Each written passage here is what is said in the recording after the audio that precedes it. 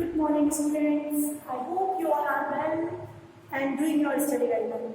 Now, in today's lecture, what we have learned as we have discussed the different types of enthalpy and continuation with that कि आज के हम lecture में understand करेंगे.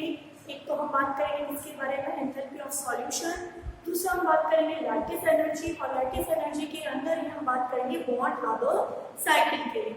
As we have already discuss कि जब बहुत सारे स्टेप्स के अंदर कोई रिएक्शन हो रही है तो उनकी एंथैल्पी को कैलकुलेट करने के लिए हम क्या करते हैं, उनकी सारे जितने भी एंथैल्पीज चेंजेस हो रहे हैं उनका सम लेके फिर हम क्या करते हैं, किसी भी रिएक्शन की एंथैल्पी को कैलकुलेट करते हैं according to the Hess law.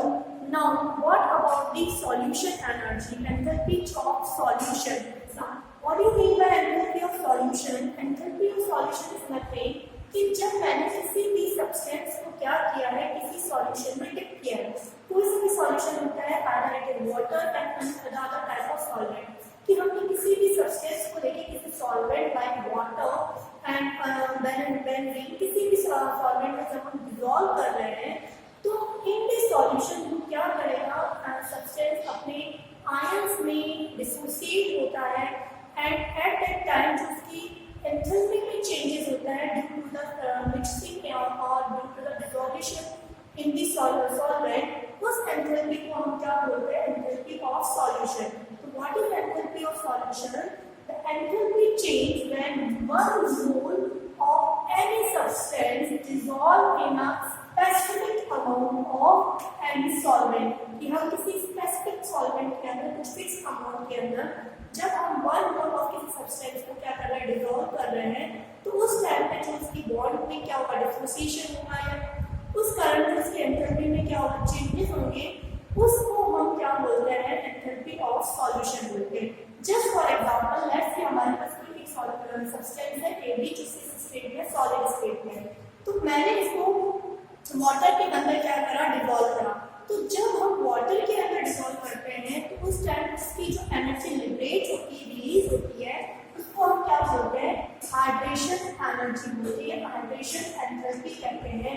Specific for the water कि जब सॉल्वेंट हमने क्या लिया है, वाटर लिया है, तो हम उसको हाइड्रेशन एंथैल्पी के रेंज से बोलेंगे. तो मैंने किसी सब्सटेंस के भी क्या एक मोल लेके उसको वाटर में या किसी सॉल्यूशन सॉल्वेंट में डिसॉल्व किया and this AB is dissociated in an insulating ion AB plus aqueous B minus aqueous यानी aqueous solution में वाटर के अंदर इनकी क्या हो गई, डिसॉल्यूशन होगा.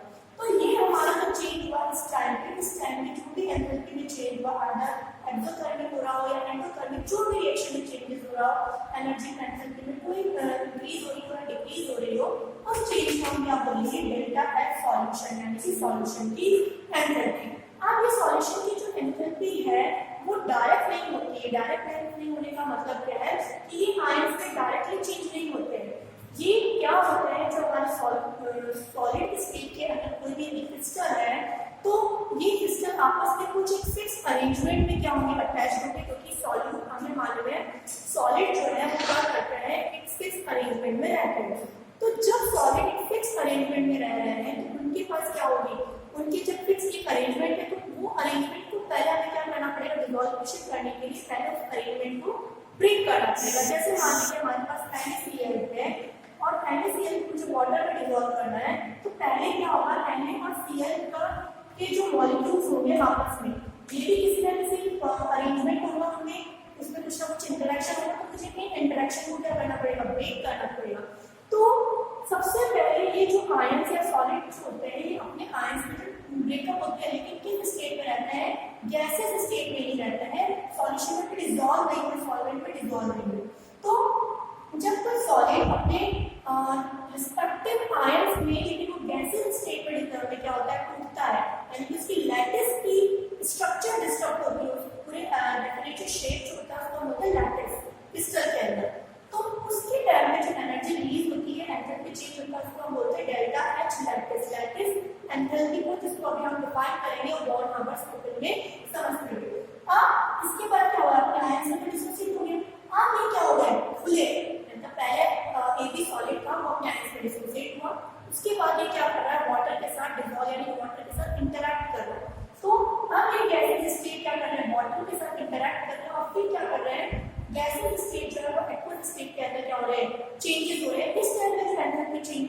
हम क्या बोलते हैं, डेल्टा एच हाइड्रेशन।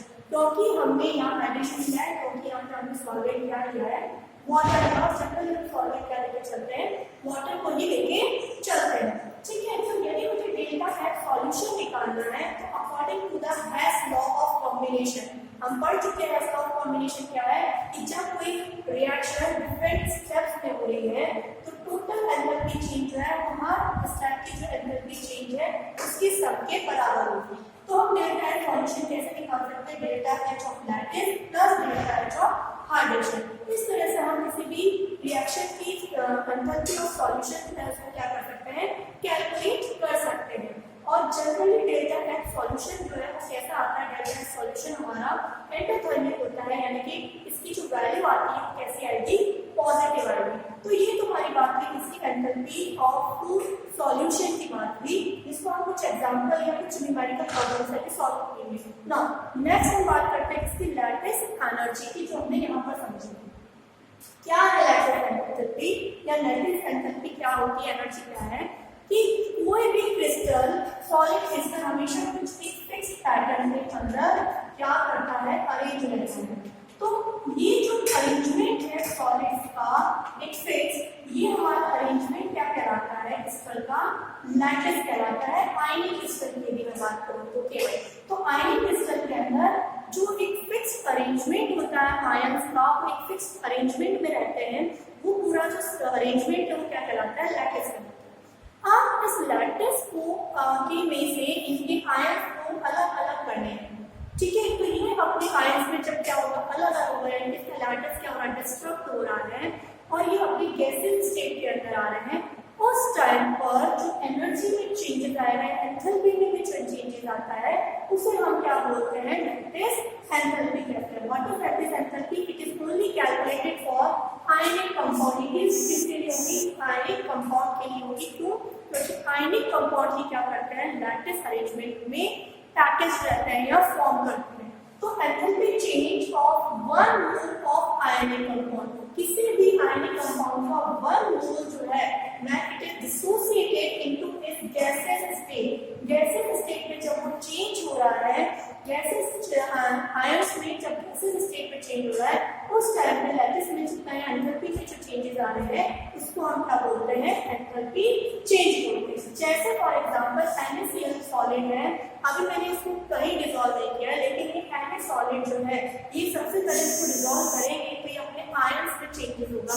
अपने डिसॉल्व नहीं हुआ, अपने आयंस में डिसोसिएट हुआ है। तो Na plus gases plus Cl minus gases state में आया है। इस टाइम में जो पहले एंथैल्पी में चेंजेस होगा उसको हम क्या बोलते हैं, delta H lattice. Now delta lattice energy को हम डायरेक्ट नहीं कैलकुलेट करते हैं, क्योंकि इसको एक्सपेरिमेंटली कैलकुलेट करना बहुत डिफिकल्ट होता है। तो हम क्या करते हैं, हम एक इनडायरेक्ट फॉर्म में लैटिस एनर्जी निकालते हैं। और इनडायरेक्ट फॉर्म में लैटिस एनर्जी निकालने के लिए हमारे पास हम ये बात करते हैं कि डिफरेंट स्टेप्स है और उस पूरी स्टेप से एक साइकिल का फॉर्म होता है जिसको हम बोलते हैं बॉर्न हार्बर साइकिल। यानी कि लैटिस एनर्जी को कैलकुलेट करने के लिए हम डिफरेंट स्टेप्स की एंथैल्पी को कैलकुलेट करके फिर उसको कैलकुलेट करते हैं, डायरेक्टली नहीं कैलकुलेट करते हैं। एंड दैट पर्टिकुलर साइकिल जिसको अभी हम समझ रहे हैं वो साइकिल क्या कहलाती है, बॉर्न हार्बर साइकिल कहलाती है। Now what is Born Haber cycle, Born Haber cycle को अभी हम समझते हैं। For let's take the example of Na। तो हम ऑलरेडी समझ चुके हैं कि हमें क्या करना था, हमें करना था कि डेल्टा H जो है वो हमने एंथैल्पी सॉल्यूशन वगैरह की बात कर रही थी। अब एंथैल्पी डेल्टा H एंथैल्पी को निकालने के लिए हमने बात करी थी कि एक मॉलिक्यूल जब अपने आयन से डिसोसिएट हो रहा है, आयनिक कंपाउंड, उस टाइम में जो एंथैल्पी चेंजेस होते हैं उसको हम क्या बोलते हैं, उसको हम बोलते हैं डेल्टा H लैटिस एनर्जी बोलते हैं। अब यदि मुझे माना डिस्कस किया था कि डेल्टा H एंथैल्पी जो है या डेल्टा H लैटिस एंथैल्पी जो है वो हम डायरेक्टली कैलकुलेट नहीं कर सकते हैं, हमें क्या करना होता है, इनडायरेक्टली इसको कैलकुलेट करना होता है। कैसे हम इसको कैलकुलेट कर सकते हैं, माना बॉर्न हार्बर साइकिल से हम इसको कैलकुलेट कर सकते हैं। तो बॉर्न हार्बर साइकिल जो है वो सिर्फ और सिर्फ किसके लिए दिखाई जाती है, to calculate the enthalpy lattice enthalpy को कैलकुलेट करने के लिए हम बॉर्न हार्बर साइकिल का यूज करते हैं। And what is Born Haber cycle, इसको समझने के लिए हम ऐसे समझ सकते हैं कि भाई हमारे पास NaCl यदि हम बात करें NaCl के फॉर्मेशन की, तो NaCl का जो लैटिस है, ये लैटिस बना कैसे? ये लैटिस बना है हमारे पास Na प्लस जो सॉलिड स्टेट में था, हम पढ़ चुके हैं लैटिस की कोई भी सब्सटेंस का बनता है जो उसके कॉन्स्टिट्यूएंट एलिमेंट से बनता है। तो Na सॉलिड स्टेट में प्लस हाफ मॉलिक्यूल ऑफ, यदि हम बैलेंस करके बात करें Cl2 इन गैसेस स्टेट, इन दोनों के कॉम्बिनेशन से हमारे पास NaCl का लैटिस स्टेट आया सॉलिड स्टेट के अंदर। और इस टाइम पे जो एंथैल्पी चेंज होगी क्योंकि अपने कॉन्स्टेंट एलिमेंट से मिलकर ये बना है, तो ये क्या कहलाएगा? डेल्टा H फॉर्मेशन कहलाएगा। तो हमारे पास डेल्टा H फॉर्मेशन होता है और delta H formation for this reaction approximately कितना होता है? -4.112 किलोजूल पर मोल के आसपास ये रहता है। हाँ, ये NaCl हम बना कैसे? अब ये तो हमारे पास डायरेक्ट फॉर्मेशन थी।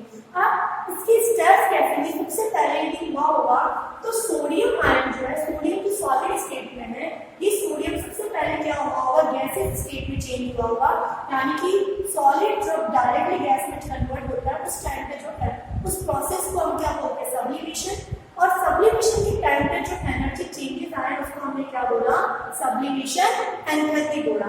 तो Na plus Na gives Na in gaseous state, इसको हमने बोला सब्लिमेशन।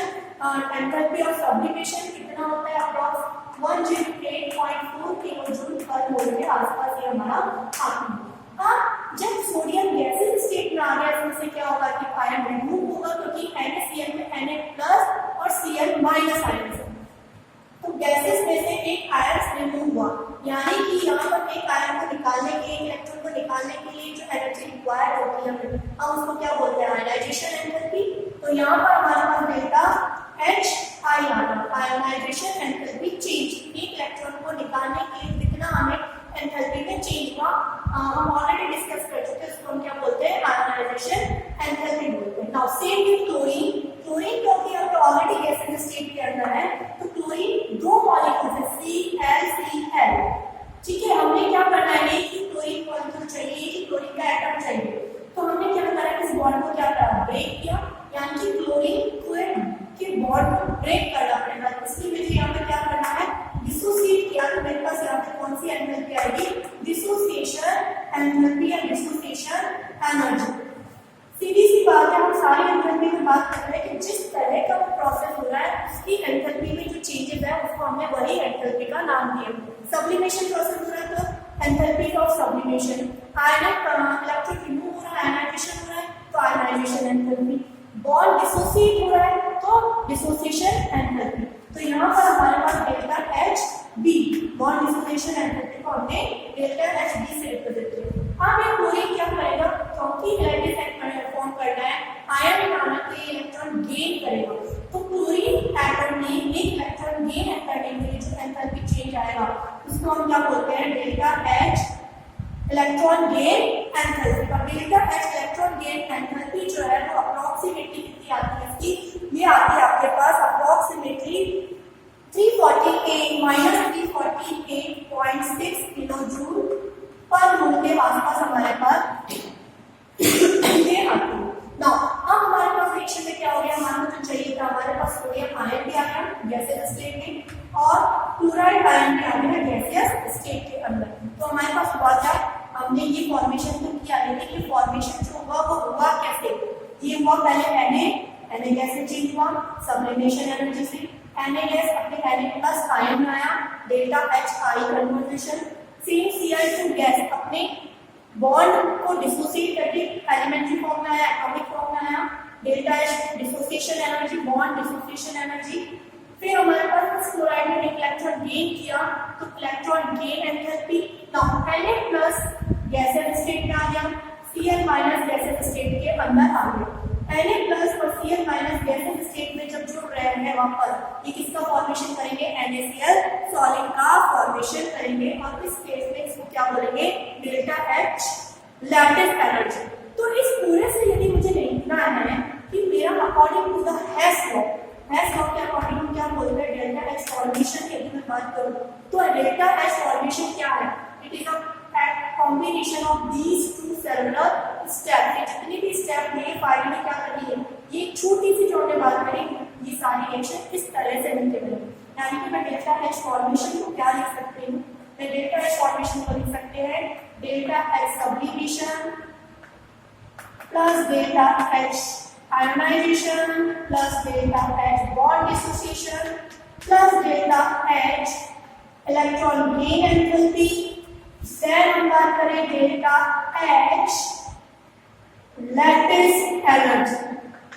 और अब मुझे यदि लैटिस एनर्जी कैलकुलेट करनी है तो इन सब की वैल्यू हमें मालूम होती है। फॉर्मेशन एनर्जी हमारे को एंथैल्पी यदि गिवन है तो फॉर्मेशन एंथैल्पी में से, बॉन्ड फॉर्मेशन एंथैल्पी में से हम इन सबको के माइनस करके इसकी वैल्यू निकाल सकते हैं, डेल्टा H लैटिस की वैल्यू निकाल सकते हैं किसी भी कंपाउंड की। तो एक क्वेश्चन को करके हम इसका एक एग्जांपल लेके हम इसको सॉल्व करेंगे। इन द नेक्स्ट लेक्चर हम बात करेंगे डिफरेंट एग्जांपल्स लेके कि कैसे हम क्वेश्चंस को सॉल्व कर सकते हैं।